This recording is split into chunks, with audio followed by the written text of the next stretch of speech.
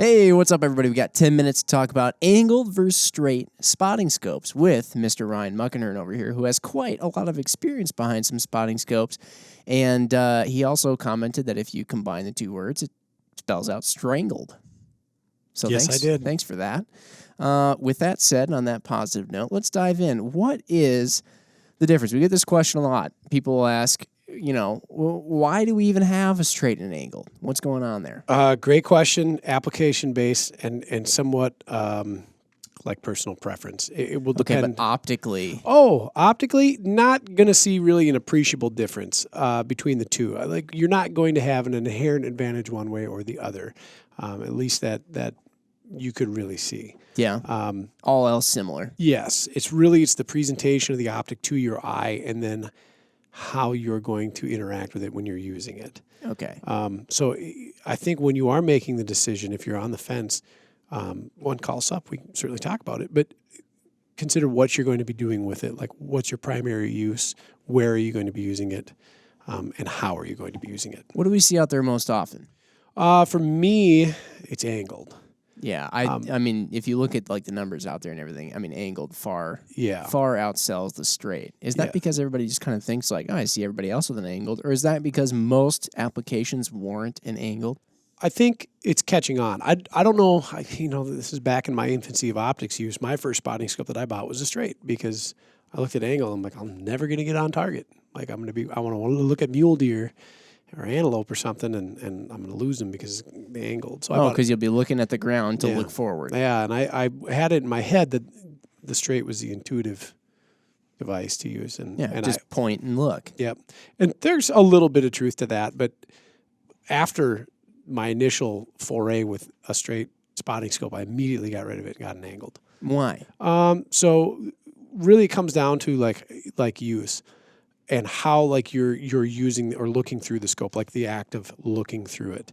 And all day long, spotting out west, and this was a mule deer hunt in which we were using that glass quite a bit. With the angled, I'm able to, a couple things. I'm not having to like hold myself up to look through the spotting scope, if that makes sense. So anybody who's watching this on the camera can get to see it. With this straight, you have to almost sit erect through or to look through the spotting scope. Yeah. You have to position your tripod higher, so you might have, maybe some wind influence there. A little bit wobblier, top heavy. With the angled, you can kind of use your bone structure and sit in more of a relaxed pose and look down through the spotting scope. And one thing that I've noticed, especially hunting on the plains, a lot of times it's really sunny or bright out. And I wear a ball cap when I'm out hunting, and the brim of my hat, combined with me pointing my head down, is keeping the glare from like the sun or the ambient light off my face, so I don't have to squint as hard when I look through the eye. And it's like a much more comfortable thing. And I know that sounds trivial up front, but if you're using your spotting scope or a combination of your spotting scope and your binoculars for hours a day when you're glassing, depending on what you're hunting, it's like a marathon. You wear out. It just becomes taxing to do it all day long. And so angled for me, from a comfort aspect, is remarkably better. Okay. And another thing too, I hunt with people of different heights. So I'm pretty tall, and I've got a hunting partner that comes along with me on several hunts that's much shorter than I am. And I can set up a tripod with a spotting scope on it, let's just say in a standing position, which I really don't often do, but where he at 5'6" can walk up to it and look through it unencumbered, and me at 6'4" can just simply bend over a little bit and look through it. If we were to set up the same spotting scope in a straight version, well, of course, he would either have to get a box to stand on it to look through it for me, and I would have to like crouch down and get behind it and be in this unnatural. Or if you're constantly moving the tripod up and down, then you also have to reposition where the optic is looking every single time. Right. And I don't want to like kick the straight spotting scope in the teeth and be like, you're no good. Out of the vehicle, I think if you're going to use it primarily there, I think that the straight can hold kind of an inherent advantage. The newer angled spotting scopes, especially in our line, have this rotating collar on them, so you can actually rotate the spotter in the body. So for those of you watching on this, you can rotate this thing actually 360 degrees.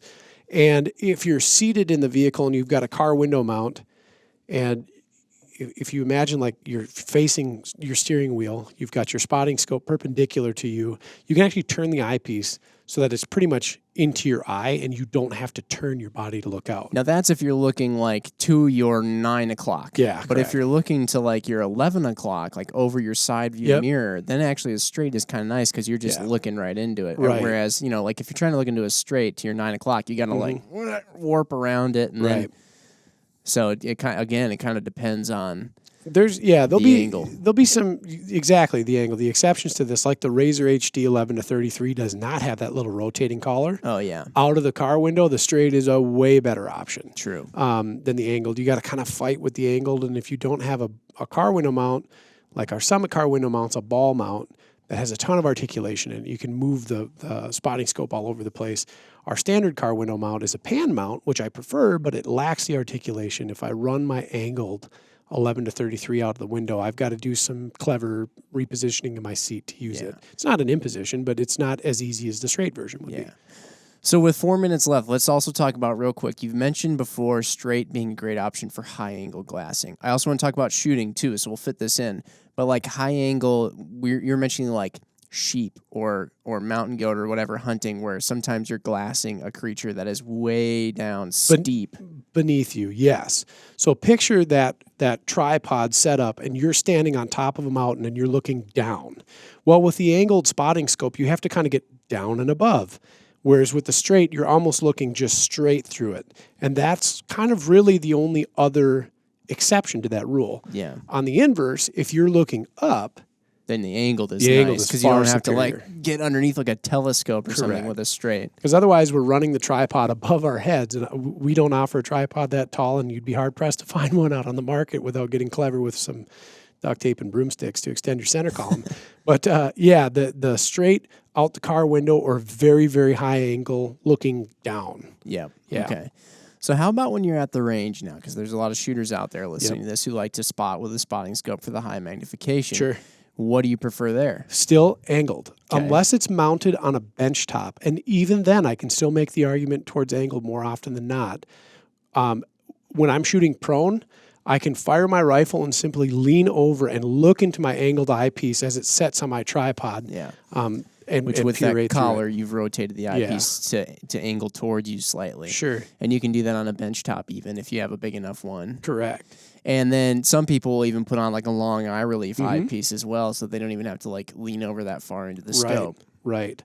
I do want to give another talking point towards straight, though, and this is a big consideration for the pack hunter, especially somebody who's going to be very weight conscious and like dimension conscious when it comes to laying out your pack. Okay, yeah. The straights nest way better in pouches and pockets. So for the guy or gal that's going in minimalist, and you have, like, let's take, for example, I have a Stone Glacier pack, and I've got a spot on the side of it for a spotting scope. The angled, it will fit if I, like, leave the top unzipped, and the eyepiece can come out a little bit, which is fine, and I do that. Or if it's a straight, like if you were to take a look at the straight in the new Razor series, the 65 millimeter especially, it looks like a pirate's telescope. Oh, it's yeah. like perfectly straight, fits in there like a glove, and is a much better option for that pack. Overall, I still prefer the angled for use, but that is a big consideration. And if you're into the backcountry and your gear management is very important to your success, especially if you're on a very technical hunt, it may be worth giving the straight a shake. So yeah. With now a minute left, I'm curious, and I don't know if you can pack this into a minute. What do you use more when you're out on a hunt, or what hunt do you primarily use a spotting scope on? Because I know it depends on the hunt. Yeah. Some use more binos, some use more spotters. Which hunts out there do you primarily use spotting scope? Antelope and mule deer. They're the two most prevalent game in my go-to like hunt species list. But antelope and mule deer. Western hunting, large landscapes where I'm trying to identify, like animal size, quality, or location. Okay, Yeah. and being those are kind of more plainsy, you're probably doing an angled low, setting up, using your bone structure like you said, and just looking into an angled spotter for quite some time. Correct, yep. 85 or 65?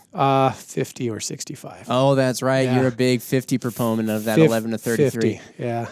There you have it, Yep. folks. Well, Look at that. You did it in 9 minutes and 50 seconds. Whew. We have this last 10 seconds to just relax. There's a lot more out there, though, and surely many of you may have more questions now that Ryan brought up some of this stuff on angled versus straight and other spotting scope-related things. Maybe there's a full episode. If you feel so, let us know. But otherwise, thanks, everybody, for listening to this 10-minute talk. We'll catch you next time. Bye.